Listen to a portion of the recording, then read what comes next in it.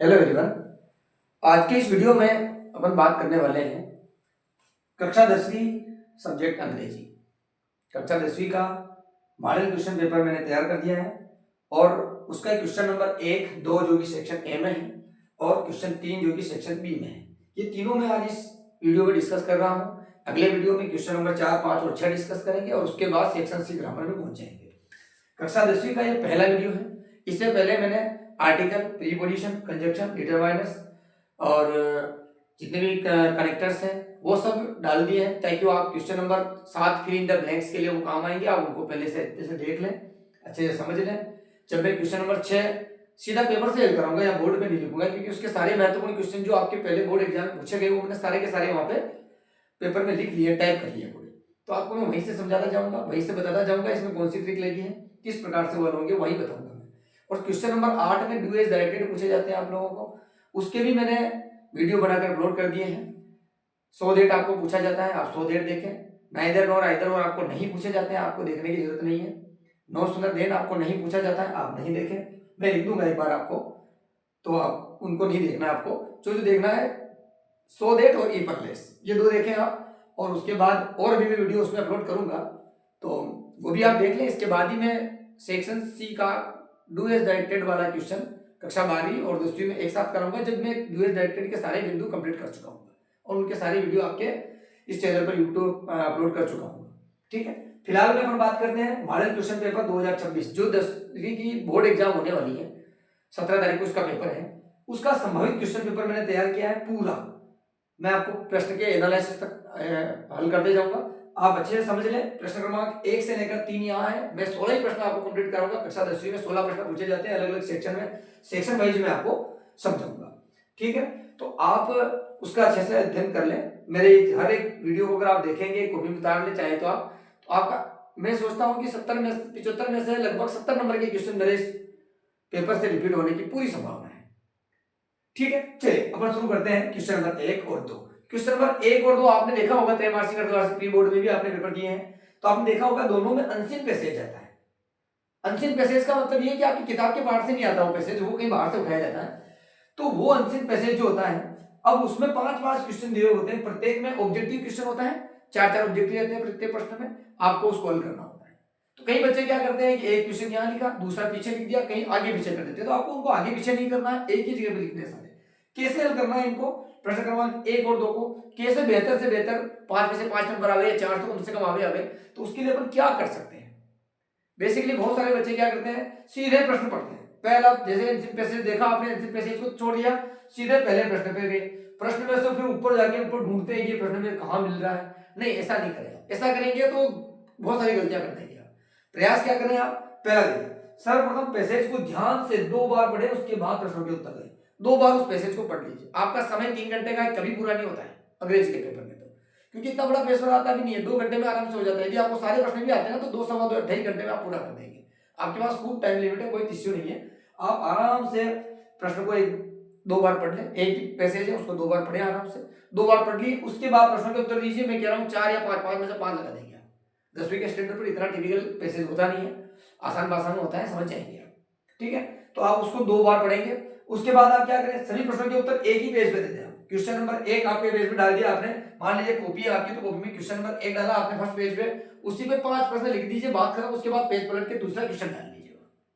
ठीक है, फिर उसके 5 प्रश्न वहां लिख दीजिए, प्रश्न क्रमांक पहला, उसके बाद एक उत्तर लिख के या आंसर लिख के, फिर नंबर उसमें क्या है। बहुत सारे क्या करते हैं, जैसे ही यहाँ मैं आपको थोड़ा सा बता देता हूँ।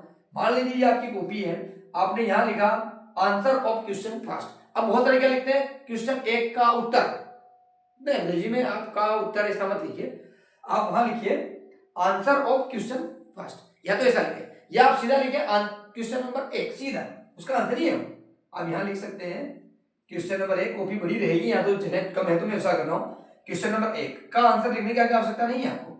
फिर यहाँ लिख दीजिए, आप उसका पहला प्रश्न है तो यहाँ लिखिए उसका आंसर लिखिए। आंसर लिखने के बाद उसमें सी सही था तो सी लिख दीजिए, और उसमें था मान लीजिए सी में कि जैसे कि कुर्ग था तो आप कुर्ग लिख दीजिए आराम से। ठीक है, फिर क्वेश्चन नंबर 2 है, एक लाइन छोड़ सकते हैं आराम से, या दूसरा लिखिए फिर उसका आंसर लिखिए।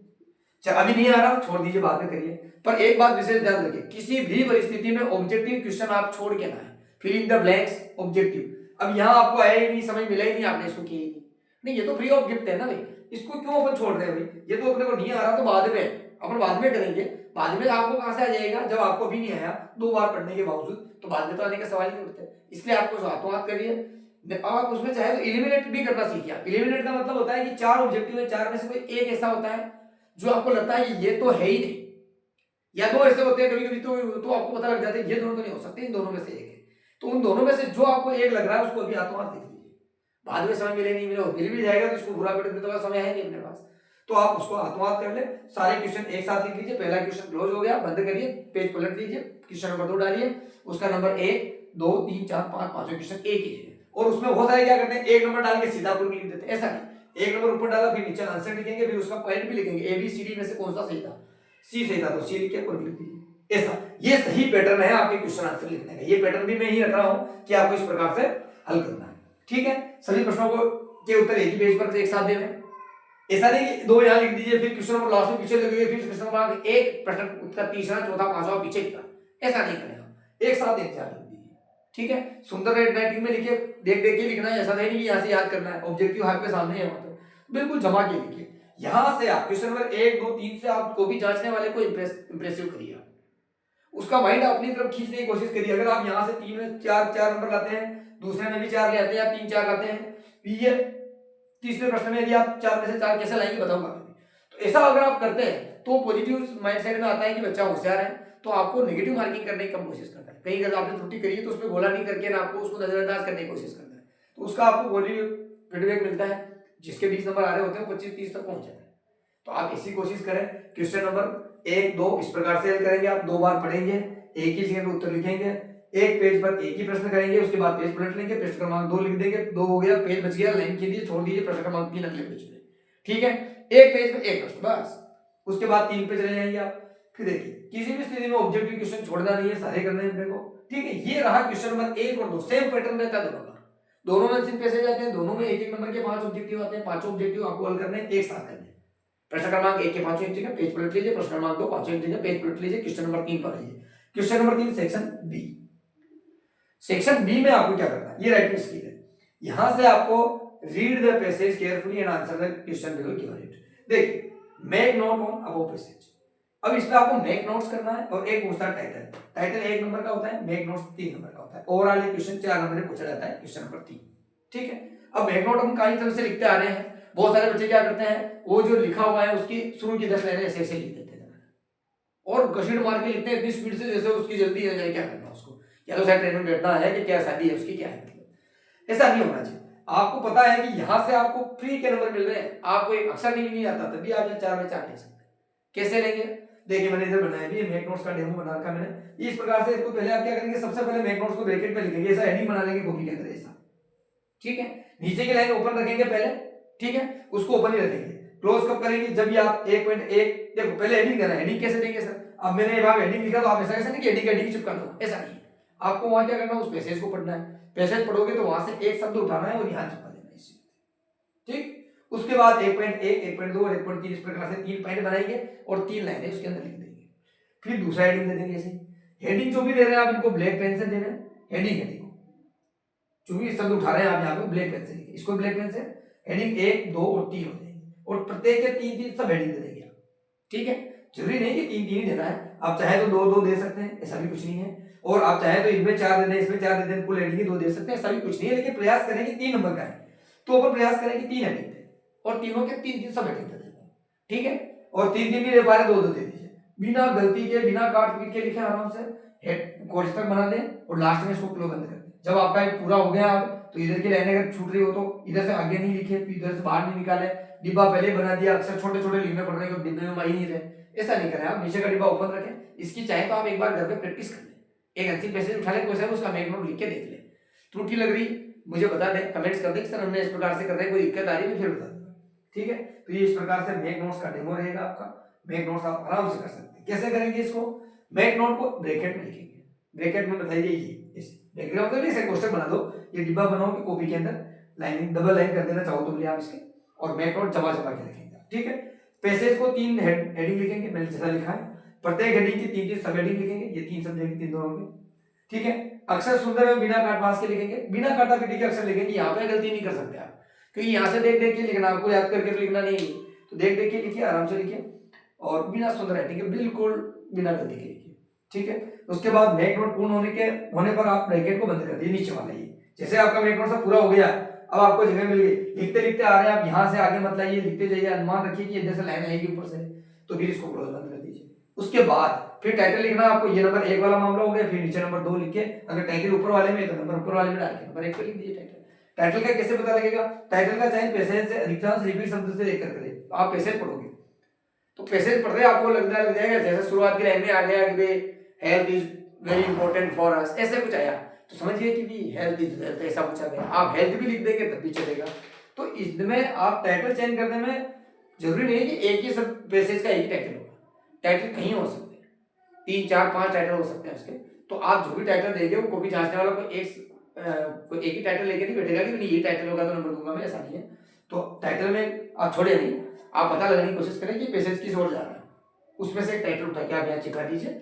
मैं सोचता हूँ कि पूरे नंबर मिलेंगे। क्वेश्चन नंबर 1 2 और 3, यानी कि अब तक आपको एक भी अक्षर याद करने की बात नहीं थी इसमें, इन तीनों में, है ना। तो यहाँ 5 5 10 और 4 14 नंबर, यानी कि 14 में से आपको हर हाल में 10 नंबर अचीव करना है। कितने? 10 नंबर। अगर आपने यहाँ से 10 नंबर अचीव कर लिए तो आप मान के चलिए कि आप अगर कक्षा 8वीं के स्टूडेंट भी है, 10वीं में बैठ जाते हैं ना, तो भी पास हो जाएंगे, ये मेरी गारंटी है। पर बात यही है कि यहाँ से 10 तो कम बता रहा हूँ मैं, पूरे से पूरे लाऊं ना, 2 बार आप इसको पढ़ के लिखेंगे तो 5 में से 5 उतर जाएंगे, कोई संदेह नहीं है, ठीक है। और एक चीज और आप इसमें कर सकते हैं प्रश्न क्रमांक 1 और 2 में, कि जैसे जो क्वेश्चन आते हैं अपन क्या देखते हैं कि क्वेश्चन जो होते हैं ना, क्वेश्चन के आगे हमेशा अपन देखते हैं या तो कोई भी प्रश्न है तो उसके आगे लिखा रहता है हु, तो हु का मतलब होता है कौन।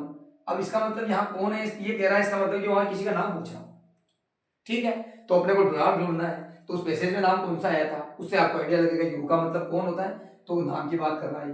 वेन अगर आया आगे आगे तो इसका मतलब होता है कब, यानी वो समय पूछ रहा, तो उसका उत्तर में समय आएगा। समय तो ऑब्जेक्टिव में तो चारों में देगा, लेकिन आपको ये पता लग जाएगा कि इसमें समय पूछ रहा, तो समय इसमें आपको पूरे पैसेज को नहीं टटोलना, फिर आपको समय पे नजर ले जानी कि कहाँ आया था समय, यहाँ आया था समय। अगर 2 जगह आ रहा तो पता करें कि कौन से समय की बात कर रहा है, प्रश्न को पढ़ने पर पता लगेगा, ठीक। तो इस प्रकार की कुछ कीवर्ड होते हैं जिसको पता लगाना पड़ेगा। ये वैसे प्रश्नवाचक बनाते हैं, WHO वर्ड जितने भी हैं सब प्रश्नवाचक बनाते हैं, ठीक है। आपकी जो पाठ के प्रश्न उत्तर उनमें भी आगे आते हैं, तो इनसे पता लगता है कि प्रश्न कहना क्या चाह रहा है, आप इसका उत्तर कैसे बनाएंगे। वेन है तो आपको उसमें समय लिखना है उत्तर में, इतना दिमाग चल जाता है। अगर वेन से कोई प्रश्न स्टार्ट हो रहा है, वेन यू बोर्न, है ना, तो ये उससे पता लगता है कि भाई ये क्या पूछा है, ठीक है। तो इस प्रकार के वर्ड आएंगे उसमें, हु आ सकता है, व्हाट आ सकता है, हाउ आ सकता है, हाउ का मतलब कैसे, ऐसे बहुत सारे प्रश्न बनेंगे। व्हाट यानी क्या है, वाई यानी क्यों है, ठीक है। तो ये और भी अपन बात करेंगे अगले वीडियो में, अभी के इस वीडियो में नहीं बता रहा हूं मैं वाई यानी क्यों, ठीक है। ये तो मैं लिख दिया, और भी बता दूंगा मैं आपको। तो ये कक्षा 10वीं वार्षिक परीक्षा 17 तारीख को होने वाली, 17 तारीख के पेपर में, अभी मैंने इसमें पेपर में सब कुछ लिखा नहीं है, हल कैसे करते हैं उसके बारे में एक्सप्लेन किया। आप सभी इसको रोक के देख ले, क्योंकि देखिए मैंने ऊपर तो थोड़े बड़े लिखे, फिर मेरी जगह बच गई, मैंने सोचा तीसरा भी इसी में कर लूं, तो जगह कम पड़ गई, तो मैं छोटे लिख दी। यही परिस्थिति आपकी इस मेक नोट्स बनाते समय होगी बोर्ड परीक्षा में, ध्यान रखना। इसलिए इसकी 1 2 3 बार प्रैक्टिस कर ले अच्छे से, तभी जाके ये सब ठीक होगा, ठीक है। और जो भी आपके क्लास के क्लासमेट्स हैं, आपके फ्रेंड्स हैं जो कक्षा 10वीं में हैं, चाहे वो एमपी के हो चाहे राजस्थान में, देखिए राजस्थान के जो पाठ्यक्रम है उसका सेम पैटर्न है एमपी का। बहुत सारे बंदे कहते हैं कि नहीं हम तो एमपी के, राजस्थान में कठिन होता है, नहीं कठिन कहीं कुछ नहीं है। एनसीईआरटी लग गई है, एनसीईआरटी में अब मध्य प्रदेश, राजस्थान, उत्तर प्रदेश, छत्तीसगढ़ ऐसा कुछ नहीं है, ठीक है। 8 राज्यों में एनसीईआरटी अंग्रेजी लागू हो चुकी है और 8 राज्यों में सेम पैटर्न है सबका। अगर आपका पहला part a letter to God है तो 8 राज्यों में पहला part a letter to God ही है। उनकी बुक जो है फर्स्ट लाइट वही है, सप्लीमेंट्री रीडर जो है वो सबसे सेम है, फुटप्रिंट विदाउट फीड जो भी बुक है आपकी, ठीक है। तो ऐसा करते ही नहीं। आपके जो मित्र जो है उनको आप भेजें, लिंक शेयर करें, ये वीडियो को भी भेज सकते हैं आप। और मैं आप लोगों का बहुत जल्द कल या परसों कक्षा 10वीं का पूरा पेपर फोटो खींच के एक शॉर्ट वीडियो बना के उस पर डाल दूंगा। आप आराम से वीडियो रोक के उसको जूम कर लेना, क्योंकि देखिए फोटो उसका मैं पेज का लूंगा तो छोटा दिखेगा, उसको जूम कर लेना आराम से, जूम कर करके आप आराम से कॉपी में नोट कर ले, पूरा शुरू से लास्ट तक का पूरा पेपर उतार लें, ठीक है। फिर मैं जो प्रश्न आएंगे उनके आंसर की जगह भी छोड़ रखी है, आप भी छोड़ देना, उसमें मैं आंसर भी लिखाता जाऊंगा, आप आंसर भी वहां से कर लेना, ठीक है। तो आपको कतई भी कहीं दिक्कत नहीं आएगी, पूरा पेपर शुरू से लास्ट तक। आपको फिर किताब, कुंजी, कॉपी, गाइड किसी की जरूरत नहीं है, इसको कॉपी में उतार लीजिए, इनको बार बार करिए, ठीक है। एक भी क्वेश्चन आपका आउट ऑफ नहीं जाएगा। मैं चाहता भी है तो उसको कैसे करना है ये भी मैं बताऊंगा आपको, ठीक है, सारी चीजें बताऊंगा। आप अपने जो यूट्यूब चैनल है वो तो आप सब जानते ही हैं, अपने दोस्तों को बता दें @श्री कोचिंग 238, ठीक है, ये अपना चैनल है। इसमें आप अपने दोस्तों को जोड़ दें कि कहें, लिंक आप भी शेयर कर सकते हैं और इसको वीडियो को शेयर करें आप। ये है कोई अच्छा वीडियो आप अपने यार दोस्त को भेजना चाह रहे हैं, भेजिए, लाइक कमेंट जो भी आपके इश्यू है आप कर सकते हैं उसको, ठीक है। चलिए मिलते हैं अगले वीडियो में, धन्यवाद।